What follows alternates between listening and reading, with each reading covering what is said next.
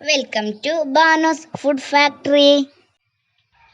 Hello friends, എല്ലാവർക്കും സുഖമാണെന്ന് കരുതുന്നു. ഞാനിന്ന് തയ്യാറാക്കാൻ പോകുന്നത് ഒരു ബീഫ് കട്ട്ലേറ്റ് ആണ്. അപ്പോൾ അതെങ്ങനെയാണ് തയ്യാറാക്കേണ്ടത് എന്നുള്ളത് നമുക്ക് നോക്കാം. അതിനു മുന്നേ നിങ്ങൾ എൻ്റെ ചാനൽ ആദ്യമായാണ് കാണുന്നതെങ്കിൽ ഒന്ന് സബ്സ്ക്രൈബ് ചെയ്തേക്കണേ. ഞാനിവിടെ ഒരു പാൻ എടുത്ത് നന്നായി ചൂടാക്കിയിട്ടുണ്ട്. ഇനി നമുക്കിതിലേക്ക് ആവശ്യത്തിനുള്ള എണ്ണ ഒഴിച്ചു കൊടുക്കാം. ഇനി നമുക്കിതിലേക്ക് സവാള ഇട്ട് കൊടുക്കാം. സവാള ഒന്ന് വഴന്ന് വരുമ്പോൾ നമുക്കിതിലേക്ക് ആവശ്യമായിട്ടുള്ള ഉപ്പ് ഇട്ട് കൊടുക്കാം. ഇനി നന്നായിട്ടൊന്ന് വഴന്ന് വരുമ്പോൾ നമുക്ക് ഇഞ്ചി വെളുത്തുള്ളി ചേർത്ത് കൊടുക്കാം. ഇനി നമുക്കിത് നന്നായിട്ടൊന്ന് വഴറ്റിയെടുക്കണം. നന്നായി ഒന്ന് വഴന്ന് വന്നതിന് ശേഷം നമുക്ക് പച്ചമുളക് ചെറുതായി അരിഞ്ഞത് ചേർത്ത് കൊടുക്കാം. പിന്നെ നമുക്ക് കുറച്ച് തക്കാളി കൂടെ ചേർത്ത് കൊടുക്കാം. അധികം ആരും ചേർക്കാത്ത ചേരുവയാണ് തക്കാളി.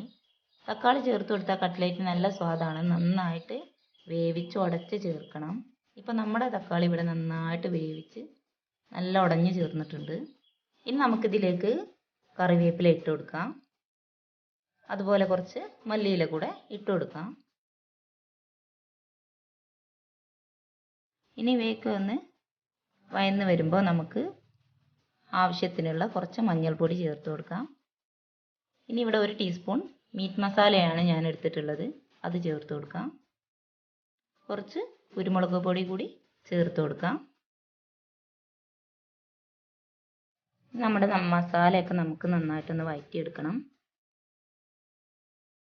ഇനി നമുക്കിതിലേക്ക് ഉപ്പിട്ട് വേവിച്ച് വെച്ച ബീഫ് ചേർത്ത് കൊടുക്കാം.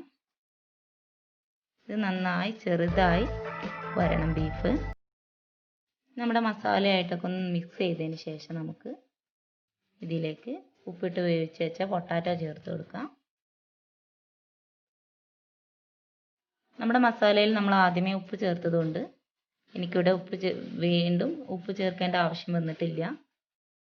ഈ സമയത്ത് ഇത് നന്നായിട്ട് കുഴച്ചെടുക്കുന്ന സമയത്ത് നിങ്ങൾ ഉപ്പുണ്ടോ എന്നുള്ളത് ശ്രദ്ധിക്കണം. ഇപ്പോൾ ഞാനിതിവിടെ കുഴച്ചെടുത്തിട്ടുണ്ട്. ഇനി നമുക്കിത് കട്ട്ലേറ്റിൻ്റെ പരുവത്തിൽ പരത്തിയെടുക്കാം. അതിനുവേണ്ടി ഞാനിപ്പോൾ കുറച്ച് എണ്ണ കയ്യിൽ തടവിയിട്ടുണ്ട്. അതിനുശേഷം ഇതുപോലെ ബോളുകളായിട്ട് എടുത്തിട്ട് നമ്മുടെ കയ്യിൽ വെച്ച് പരത്തിയെടുക്കാം. റൗണ്ട് ഷേപ്പിൽ പരത്തിയെടുക്കാം. ഇങ്ങനെ കഴിയാത്തവർ വല്ല കുപ്പിയുടെ അടപ്പൊക്കെ എടുത്ത് അതിൽ ചെയ്യാവുന്നതാണ്. വളരെ ഈസിയാണ് ഇങ്ങനെ ചെയ്യാൻ വേണ്ടി. കയ്യിൽ ഒട്ടിപ്പിടിക്കുന്നതിന് വേണ്ടി നമ്മൾ കുറച്ച് എണ്ണ കയ്യിലാക്കി കൊടുക്കണം. ഇനി നമുക്ക് ബാക്കിയുള്ളത് കൂടി ഇതുപോലെ ചെയ്തെടുക്കാം. ഞാനിവിടെ ഒക്കെ റെഡിയാക്കിയിട്ടുണ്ട്. ഇനി നമുക്കിത് മുട്ടയിലൊന്ന് ഡിപ്പ് ചെയ്യണം. ഞാനിവിടെ 2 മുട്ടയാണ് എടുത്തിട്ടുള്ളത്. അതിനുശേഷം നമുക്കിത് ബ്രെഡ് ക്രംസിലൊന്ന് റോൾ ചെയ്തെടുക്കാം. എല്ലായിടത്തും നന്നായിട്ട് ബ്രെഡിൻ്റെ ക്രംസ് ആവണം. അപ്പോൾ ഇതുപോലെ വേണം.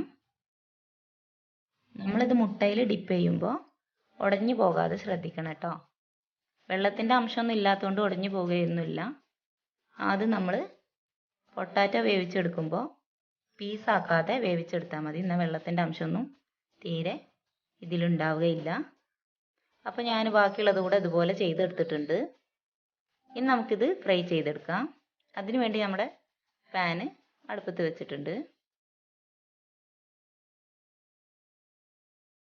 ഇനി നമുക്കിതിലേക്ക് ഓരോന്നായിട്ട് ഇട്ട് കൊടുക്കാം.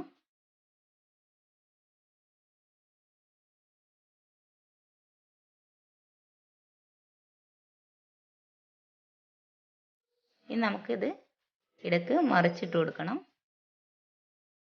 കരിഞ്ഞു പോവാതെ ശ്രദ്ധിക്കണം. ഇടയ്ക്ക് മറിച്ചിട്ട് കൊടുക്കണം.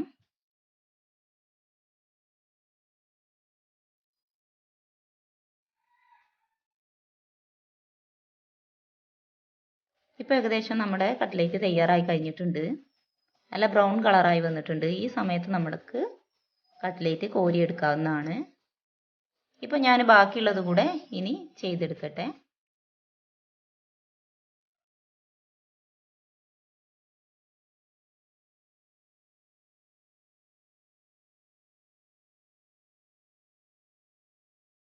അപ്പോൾ നമ്മുടെ കട്ട്ലേറ്റ് ഇവിടെ തയ്യാറായി കഴിഞ്ഞിട്ടുണ്ട്. നല്ല സ്വാദാണ് ഇത് കഴിക്കാനായിട്ട്. നല്ല കട്ടൻ ചായയും ബീഫ് കട്ട്ലേറ്റും നല്ല രസമായിരിക്കും അല്ലേ ഈവനിങ്ങിന് കഴിക്കാനായിട്ട്. അപ്പോൾ നിങ്ങൾക്ക് ഇന്നത്തെ എൻ്റെ വീഡിയോ ഇഷ്ടപ്പെട്ടെങ്കിൽ നിങ്ങൾ തീർച്ചയായിട്ടും ലൈക്ക് ചെയ്യാനും ഷെയർ ചെയ്യാനും സബ്സ്ക്രൈബ് ചെയ്യാനൊന്നും മറന്നു പോവല്ലേ.